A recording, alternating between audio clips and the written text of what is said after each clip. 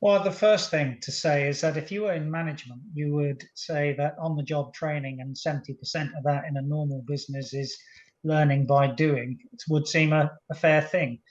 Combat is not the place to do on the job training. So just mobilizing 300,000 men or even more than that to give you a mass does not necessarily give you a capability.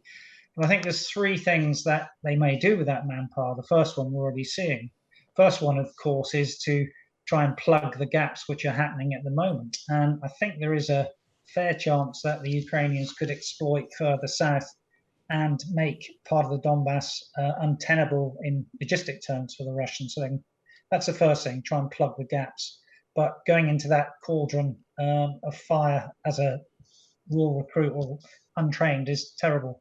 The second thing is really what they did in the Russo-Finnish War in 1940, which is to use mass in terms of light infantry battalions of overwhelming manpower, for that's what it is, to try and just break through. They'll have tens of thousands of casualties if they do that in an unforgiving climate, because we by the 1st of December we will be in the sort of winter season. The Yes. third thing is to take a longer term approach and see if they do have equipment and training time to get combined arms battle groups together, because that's the thing which really gives you capability in the way that the first two I described do not. Okay, so the extra forces, no doubt, poorly trained, poorly equipped, poorly motivated, can be used just to sort of plug gaps in the Russian lines. And as they seek to hold territory, they may have a job to play there. No one would envy those troops that job. I mean, given the what they're up against with a highly trained and highly motivated Ukrainian army. But after these referendums in those Donbas regions, how do you think Putin will use that in his war strategy? Would he be then maybe reacting in a different way should those and when those regions come under attack? No, I think what that means really is that if they are deemed to be Russian territory, then the conscripts are not going abroad. It's still a special military operation, and Yes. therefore they're defending Russian territory. It also satisfies the audience at home by trying to get a patriotic way to say these new guys who are being mobilized are going to Mother Russia. It's his Peter the Great speech in June being played out again. Now, all that is nonsense and really plays back to what was said at the Warsaw Summit in 2016 when NATO went to an enhanced forward presence posture, which was then saying about Crimea, for example, that they were illegal and illegitimate annexations of Crimea and the violation of sovereign borders. Now, they haven't been annexed yet, but I'm sure they will be on Friday when Putin talks to the Duma. Yes. Now, what about on another front, as it were? We're seeing British forces being withdrawn from Estonia, a partner in NATO. Do you go along with that plan? The Defence Secretary said it was always the intention that those deployments to Estonia, on the scale of the present, some many hundreds of British troops, that was always meant to be temporary.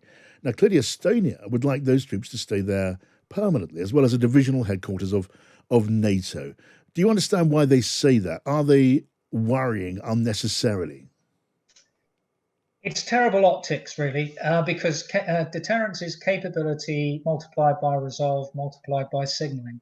So, in terms of signaling, at about the worst time you can have a bad signal, when Putin may be about to annex parts of Ukraine, to suddenly withdraw things and say that this is business as usual from the MOD, which is effectively what they've said, is terrible. So, it is not business as usual. And if you flip the coin onto Estonia, Estonia is one of those countries which says that Europe is at war and that we should wise up to that position. And of course, Estonia's position is such that they have provided more in percentage terms of their GDP in military equipment per capita than any other nation in the world to Ukraine, because they are a nation which has been subjugated and controlled by the Russians, and they know the consequences of that. So there's completely two different sides of the Yes. coin. The MOD aren't being naive in terms of what came out of the posture of Madrid, because they always said that they would allocate, not deploy forces at readiness.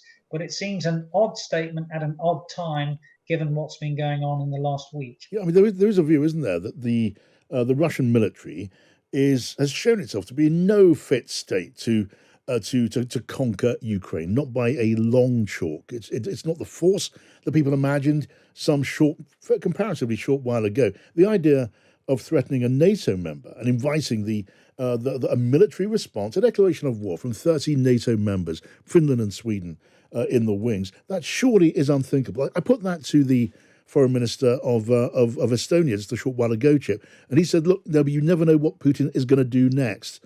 What's your own view on that? Well, I always see Putin really as sort of Andropov redux. Now, Andropov was also a KGB operative who was also the president of Russia. And if he had lived more than a year, we'd have probably been at the situation we are now in 1995 or 1996.